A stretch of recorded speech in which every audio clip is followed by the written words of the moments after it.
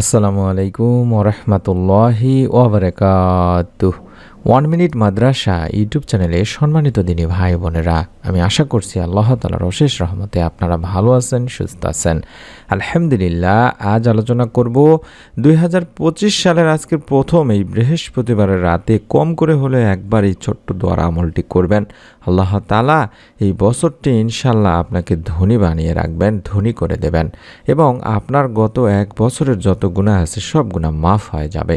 মনের মধ্যে বিশ্বাস নিয়ে আজকের আমলটি আপনারা অবশ্যই এই উদ্দেশ্যে বা নিয়তে করবেন।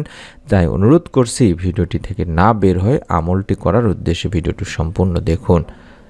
আল্লাহ তাআলা আমাদের জীবনে দিন ও রাত দুটি ধারা রেখেছেন, এর মধ্যে কিছু দিন ও রাতকে বিশেষভাবে বরকতময় করেছেন। এতে সঠিকভাবে আমল করলে আমাদের দুনিয়া ও আখিরাতে সফলতা লাভ হবে।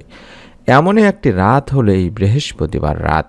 তাই আমরা চেষ্টা করব এই রাতে যেন আমরা বেশি বেশি করে আল্লাহ তাআলার কাছে দোয়া করতে পারি, কারণ এই রাতে পুরো সপ্তাহের যে আমলগুলো আমরা করে থাকি সেগুলো আল্লাহ রাব্বুল আলামিনের কাছে উপস্থাপন করা হয়। এই জন্যই বৃহস্পতিবারে রোজা রাখতেন আমাদের নবী করিম সাল্লাল্লাহু আলাইহি ওয়াসাল্লাম। এ বিষয়ে নবী করিম সাল্লাল্লাহু আলাইহি ওয়াসাল্লামও বলেন, বৃহস্পতিবার ও সোমবার আল্লাহ তাআলার সামনে বান্দার আমল উপস্থাপন করা হয়, আর আমি চাই আমার আমল পেশ করার সময় যেন আমি রোজা অবস্থায় থাকি। সুনানে নাসাই শরীফের একটি হাদিস। আমাদের অনেক দিনই ভাই বোনেরা এই সোমবার ও বৃহস্পতিবারে রোজা রেখে আমল করে থাকেন। আল্লাহ রাব্বুল আলামিন যাদের এই রোজার বিনিময়ে তাদের পরিবার সংসারে কিংবা তার মনের নেক আশা পূরণ করেন, এই দোয়াই করি। আপনারাও চাইলে আপনাদের মনের নেক আশা পূরণের জন্য হলেও এই 2টি দিন রোজা রেখে আল্লাহ তাআলার কাছে বেশি বেশি আপনারা দোয়া করতে পারেন। হাদিসে এমনই বলা হয়েছে দিনী ভাই বোনেরা, হজরত আবু দারদা রাদিয়াল্লাহু তাআলা আনহু, হজরত আবু উমামা রাদিয়াল্লাহু তাআলা আনহু বর্ণনা করেছেন, যেখানে আল্লাহ রাসূল সাল্লাল্লাহু আলাইহি ওয়াসাল্লাম বলেছেন, আল্লাহ তাআলার জন্য পালনকৃত একটি রোজার ফলে জাহান্নাম ওই রোজাদার ব্যক্তি হতে আসমান ও জমিনের দূরত্বে অবস্থান করবে। তিরমিজি ও তাবারানির একটি হাদিস। তাই আমরা চেষ্টা করব দিনী ভাই বোনেরা অবশ্যই বেশি বেশি করে রোজা রাখার জন্য। আর যে হাদিসটির কথা বললাম, হযরত মুআজ ইবনে আনাস রাদিয়াল্লাহু তাআলা আনহু বর্ণনা করেছেন, আল্লাহ রাসূল সাল্লাল্লাহু আলাইহি ওয়াসাল্লাম বলেছেন, যে ব্যক্তি রমজান মাস ছাড়া অন্য সময় আল্লাহ তাআলার জন্য একটি রোজা রাখবে, দ্রুতগামী একটি ঘোড়া 100 বছরে যত দূর রাস্তা অতিক্রম করতে পারে, দোজখ তার কাছ থেকে তত দূরে অবস্থান করবে। তিরমিজি ও নাসাই শরীফের একটি হাদিস। তাই আমি অনুরোধ করব, যদি সম্ভব হয় অন্তত একটি রোজা রেখে আমলটি করার চেষ্টা করবেন এই বৃহস্পতিবারের দিনে কিংবা রাতে। যারা অভাবে আছেন, ঋণের মধ্যে আছেন কিংবা রিজিকে বরকত নেই, তারা রোজা রেখে এই ছোট্ট দোয়ার আমলটি করবেন। সবাই চায় তার জীবন কল্যাণময় হোক, রিজিক বেড়ে যাক, সহজে ধনী হয় যাক, জীবনে প্রাচুর্য আসুক। কিন্তু প্রকৃত কল্যাণময় ও প্রাচুর্যময় জীবন তারাই পায় যাদেরকে মহান রব্বুল আলামিন তা দান করে থাকেন।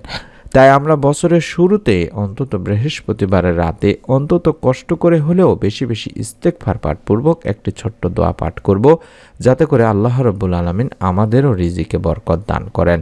কারণ আমরা জানি ইস্তেগফার পাঠে বান্দার অভাব মোচন করা হয়, পাপাচার ক্ষমা করা হয়, সন্তান সন্ততির অভাব যেমন থাকে না, তেমনি রিজিকেও বরকত আসে পরিপূর্ণভাবে।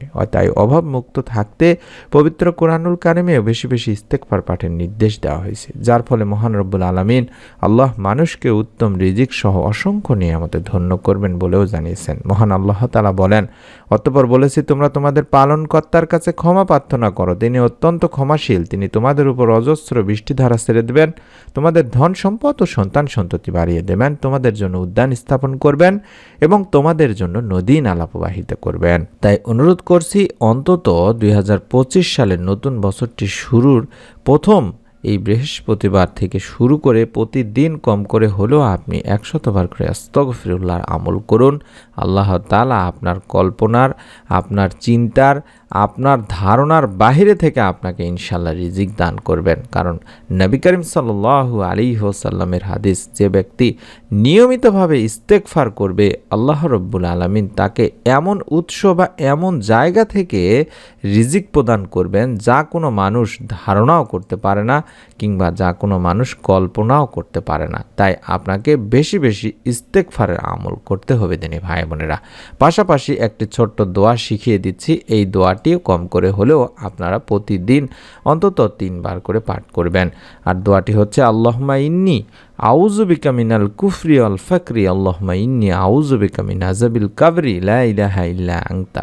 এভাবে 3 বার অন্তত পাঠ করবেন। আল্লাহুম্মা ইন্নী আউযু বিকা মিনাল কুফরি ওয়াল ফাকরি আল্লাহুম্মা ইন্নী আউযু বিকা মিন আযাবিল কাবরি লা ইলাহা ইল্লা আনতা।